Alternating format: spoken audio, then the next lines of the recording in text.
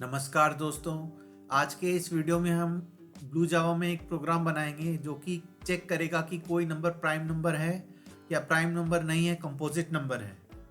उसके बाद हम 1 से लेकर 25 तक के बीच के जितने भी प्राइम नंबर्स हैं उनकी लिस्ट जनरेट करेंगे।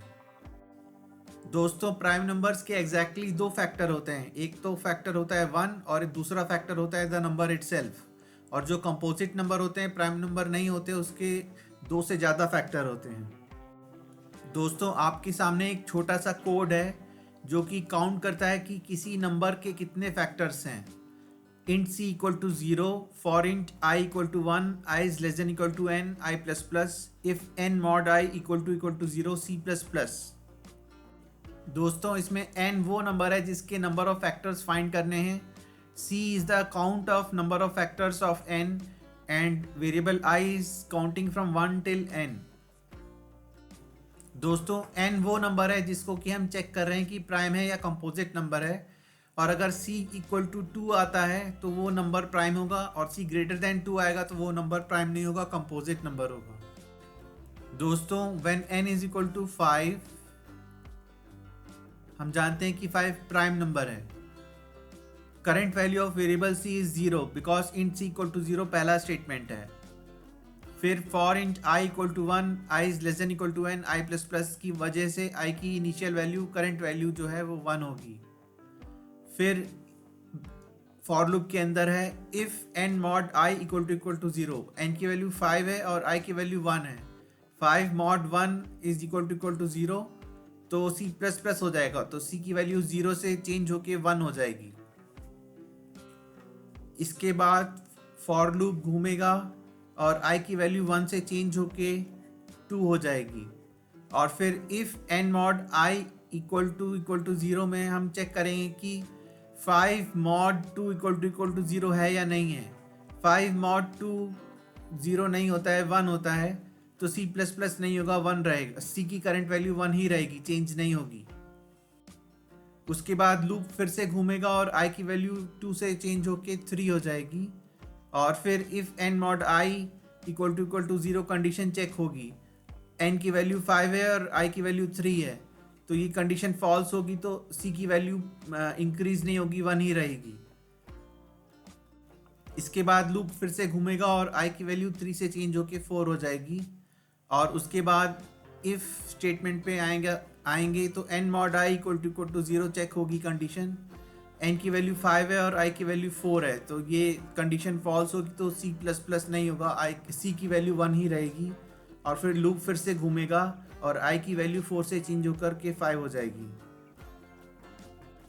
दोस्तों, इसके बाद if n mod i equal to 0 check होगा और n की वैल्यू 5 है और i की वैल्यू भी 5 है। 5 mod 5 इज इक्वल टू 0, तो c प्लस प्लस हो जाएगा, तो c की वैल्यू 1 से चेंज होके 2 हो जाएगी। इसके बाद लूप फिर से घूमेगा और वेरिएबल i की वैल्यू 5 से चेंज होके 6 हो जाएगी। और क्योंकि कंडीशन है i should be less than equal to n, यानी i should be less than equal to 5, तो प्रोग्राम जो है स्टॉप हो जाएगा। तो दोस्तों, हमने देखा कि when n is equal to 5 तो c इज इक्वल टू 2। दोस्तों, अगर n हमारा 5 ना होता, 4 होता, और 4 क्योंकि प्राइम नंबर नहीं है, कंपोजिट नंबर है, तब देखते हैं ये कोड कैसे वर्क करता। c की करंट वैल्यू होती 0 और i की फर्स्ट वैल्यू होती 1। If n mod i equal to 0 condition check होती, तो 4 mod i equal to 0 true हो जाता, तो c प्लस प्लस हो जाता, तो वेरिएबल c की वैल्यू 0 से चेंज होके 1 हो जाती। उसके बाद लूप घूमता और i की वैल्यू जो है 1 से चेंज होके 2 हो जाती। और फिर से कंडीशन चेक होती if n mod i equal to 0। 4 mod 2 equal to 0 होता है, तो c प्लस प्लस हो जाता, तो c की वैल्यू 1 से चेंज होकर के 2 हो जाती। उसके बाद लूप घूमता और i की वैल्यू जो है 2 से चेंज होकर के 3 हो जाती। उसके बाद if n mod i equal to 0 condition check होती, n 4 है और i 3 है, तो ये कंडीशन फॉल्स होती, तो वेरिएबल c की वैल्यू इंक्रीमेंट नहीं होती। फिर लूप फिर से घूमता और i की वैल्यू 3 से चेंज होकर के 4 हो जाती। और इस बार if n mod i equal to 0 true हो जाएगा, क्योंकि 4 mod 4 इज इक्वल टू 0। दोस्तों, ऐसे में c++ होने की वजह से c की वैल्यू 2 से बढ़ करके 3 हो जाती। और उसके बाद लूप फिर से घूमता और i की वैल्यू 4 से चेंज होकर के 5 हो जाती है और उसके बाद प्रोग्राम स्टॉप हो जाता। तो दोस्तों हमने पाया कि जब n की वैल्यू 4 है, एक कंपोजिट नंबर है, प्राइम नंबर नहीं है, तो number of factors of 4 is greater than 2 which is 3। दोस्तों हम जानते हैं कि 6 एक कंपोजिट नंबर है, प्राइम नंबर नहीं है। तो अगर हमारा n की वैल्यू 6 होती तो अब हमारा कोड कैसे वर्क करता है ये देखते हैं। और c की फाइनल वैल्यू क्या आती है, अगर वो c 2 से ज़्यादा आती है कि नहीं ये देखते हैं। तो c की इनिशियल वैल्यू 0 होगी और i की इनिशियल वैल्यू 1 होगी। उसके बाद n mod i equal to 0 check होगा, n 6 है और i 1 है, तो ये कंडीशन ट्रू हो गई, इसलिए c की वैल्यू 0 से चेंज होके 1 हो गई। उसके बाद फॉर लूप घूमा और i की नेक्स्ट वैल्यू हो गई 1 से चेंज होकर के 2। अब n mod i equal to 0 check होगा, n है 6 और i है 2, 6 mod 2 0 होता है, तो C++ की वजह से c की वैल्यू 1 से चेंज होकर के 2 हो जाएगी। उसके बाद लूप घूमेगा और i की नेक्स्ट वैल्यू 2 से चेंज होकर के 3 हो जाएगी।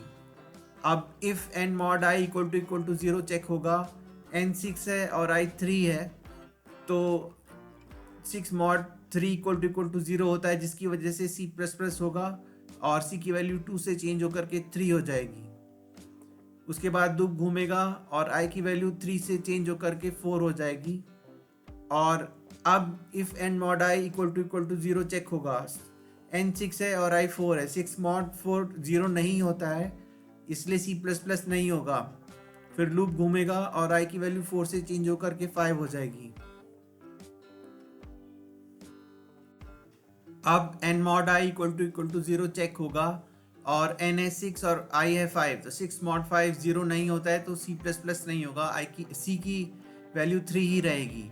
उसके बाद लूप घूमेगा और i की वैल्यू 5 से चेंज होकर के 6 हो जाएगी। अब if n mod i equal to 0 check होगा, n 6 है और i 6 है, तो 6 mod 6 इक्वल टू 0 ट्रू हो जाएगा, जिसकी वजह से C++ होगा और c की वैल्यू 3 से बढ़ कर के 4 हो जाएगी। फिर लूप घूमेगा और i की वैल्यू 6 से चेंज होकर के 7 हो जाएगी और प्रोग्राम स्टॉप हो जाएगा। हमने देखा कि हमारा c की वैल्यू जो है फाइनल वैल्यू 4 आ रही है विच इज़ ग्रेटर देन 2। ऐसा क्यों हुआ? क्योंकि नंबर 6 के 4 फैक्टर हैं, एक तो 1, दूसरा 2, तीसरा 3 और चौथा 6। दोस्तों अगर n की वैल्यू 3 होती तो देखते हैं ये कोड कैसे वर्क करता है। 3 एक प्राइम नंबर है, कंपोजिट नंबर नहीं है, तो c की फाइनल वैल्यू 2 आनी चाहिए। तो आइए देखते हैं। c की इनिशियल वैल्यू है 0 और i की इनिशियल वैल्यू है 1। तो if n mod i equal to 0 condition check होगी, n है 3 और i है 1, तो 3 mod i क्योंकि 0 होता है, तो c की वैल्यू 0 से चेंज होकर के 1 हो जाएगी। दोस्तों अब फॉर लूप घूमेगा और i की नेक्स्ट वैल्यू 1 से चेंज होकर के 2 हो जाएगी। और फिर if n mod i equal to 0 condition check होगी, n है 3 और i है 2, तो n mod i is not equal to 0, तो c की वैल्यू 1 से चेंज होकर के 2 नहीं होगी, 1 ही रहेगी। और फिर लूप घूमेगा और i की वैल्यू 2 से चेंज होकर के 3 हो जाएगी। अब if n mod i equal to 0 condition check होगी, n है 3 और i है 3, तो 3 mod 3 क्योंकि 0 होता है, तो c की वैल्यू 1 से चेंज होकर के 2 हो जाएगी। दोस्तों अब लूप घूमेगा और i की वैल्यू 3 से चेंज होकर के 4 हो जाएगी और प्रोग्राम स्टॉप हो जाएगा। तो दोस्तों हम देख रहे हैं कि n एक प्राइम नंबर था और c की फाइनल वैल्यू 2 आ रही है, और ऐसा इसलिए हुआ क्योंकि 3 के 2 ही फैक्टर हैं, एक तो है वो नंबर 1 और दूसरा है नंबर 3। दोस्तों हम जानते हैं कि 1 नंबर जो है वो नाइदर प्राइम होता है नॉर कंपोजिट। तो अगर n की वैल्यू 1 है और c की इनिशियल वैल्यू 0 है और i की इनिशियल वैल्यू 1 है, तो if n mod i equal to 0 की वजह से C++ होगा और c की वैल्यू 0 से चेंज होकर के 1 हो जाएगी। उसके बाद फॉर लूप घूमेगा और i की वैल्यू 1 से चेंज होकर के 2 हो जाएगी और प्रोग्राम स्टॉप हो जाएगा। तो हमने देखा कि when n is equal to 1, तो number of factors of 1 is 1, सो अगर नंबर ऑफ फैक्टर्स किसी नंबर के 1 आ रहे हैं, इसका मतलब वो नाइदर प्राइम नॉर कंपोजिट है, यानी कि वो है द नंबर 1।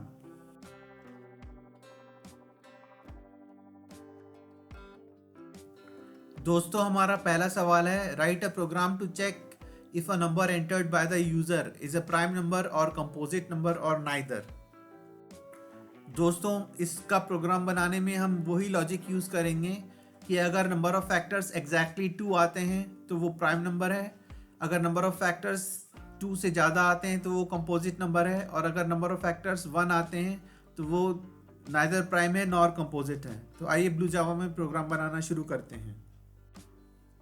प्रोजेक्ट पे जाते हैं, न्यू प्रोजेक्ट पे क्लिक करते हैं और प्रोजेक्ट का नाम डाल देते हैं लेसन 25C और प्रोजेक्ट को क्रिएट कर देते हैं। उसके बाद एक नई क्लास बनाते हैं, क्लास का नाम डालते हैं Q1 और ओके बटन पे क्लिक कर देते हैं। फिर Q1 का कोड ओपन करते हैं, मैक्सिमाइज करते हैं, Ctrl+A से सेलेक्ट ऑल करके ओवरराइट कर देते हैं क्लास Q1। उसके बाद टाइप करते हैं पब्लिक स्टैटिक वॉइड मेन और एक नंबर n इनपुट कराएंगे यूज़र से जिसके बारे में हमें चेक करना है कि वो प्राइम है या नहीं है।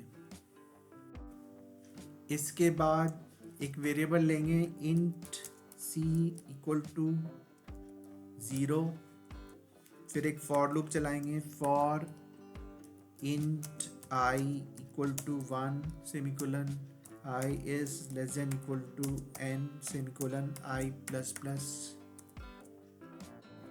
दोस्तों यहाँ स्मॉल n वो नंबर है जिसको कि हम चेक कर रहे हैं कि वो प्राइम नंबर है या कंपोजिट नंबर है।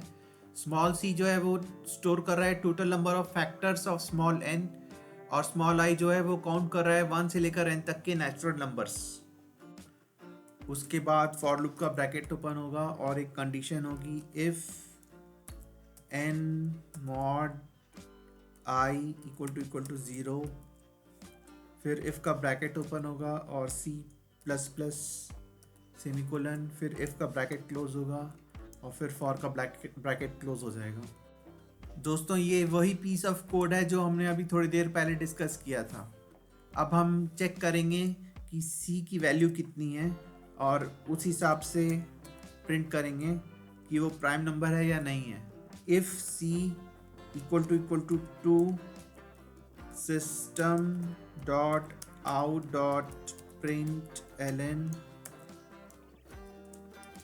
prime number semicolon, else if c greater than 2, उसके बाद कॉपी कर लेंगे ये line system dot out dot println composite number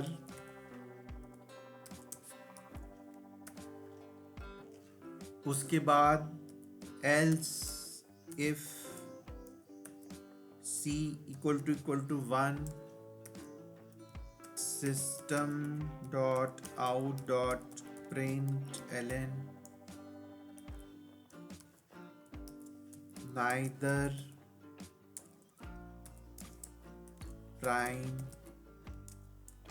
nor composite number।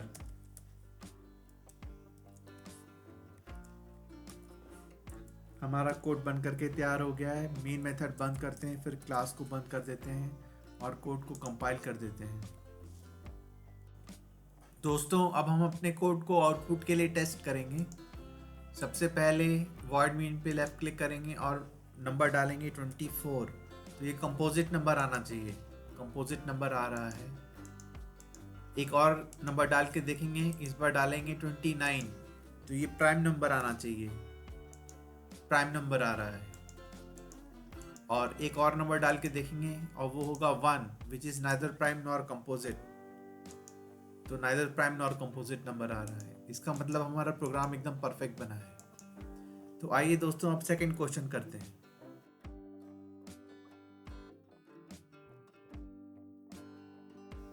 दोस्तों क्वेश्चन नंबर 2 है, write a program to generate prime numbers between 1 and 25।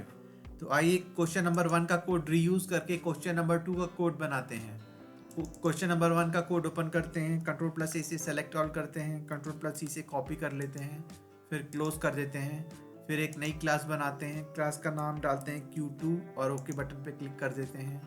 फिर Q2 का code open करते हैं, मैक्सिमाइज करते हैं, Ctrl+A से सेलेक्ट ऑल करके Ctrl+V से ओवरराइट कर देते हैं। दोस्तों अब इस कोड में हम चेंजेस करेंगे, जहां क्लास Q1 लिखा है उसको क्लास Q2 बना देंगे और पब्लिक स्टैटिक वॉइड मेन में इंट n हटा देंगे। अब ये n की वैल्यू हम यूज़र से इनपुट नहीं कराएंगे बल्कि कोड के अंदर ही एक फॉर लूप के ज़रिए जनरेट करेंगे। For int n equal to 1 semicolon n is less than equal to 25 semicolon n plus plus. ऐसा इसलिए हमने किया क्योंकि हमें 1 से लेकर 25 के बीच में जितने भी प्राइम नंबर्स हैं उन्हें फाइंड करना है। उसके बाद फॉर का ब्रैकेट ओपन होगा और इंट c इक्वल टू 0।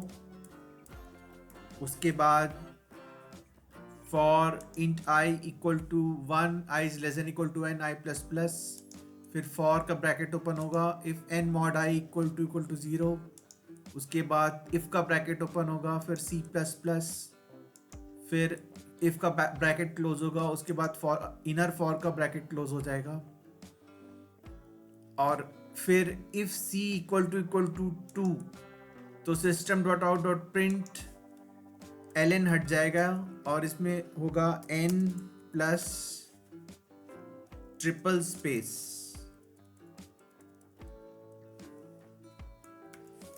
और इसका एल्स पार्ट डिलीट कर देंगे और आउटर फॉर को बंद कर देंगे। हमारा कोड बंद करके तैयार हो गया है।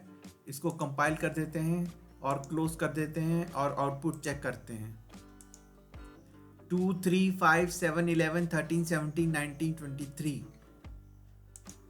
और हमारा जो क्वेश्चन में आउटपुट था वो था 2 3 5 7 11 13 17 19 23। इसका मतलब हमारा प्रोग्राम एकदम परफेक्ट बना है। दोस्तों इस वीडियो में हमने जो भी प्रोग्राम्स बनाए हैं उनकी सॉफ्ट कॉपी आपको डिस्क्रिप्शन बॉक्स में दिए लिंक पर मिल जाएगी।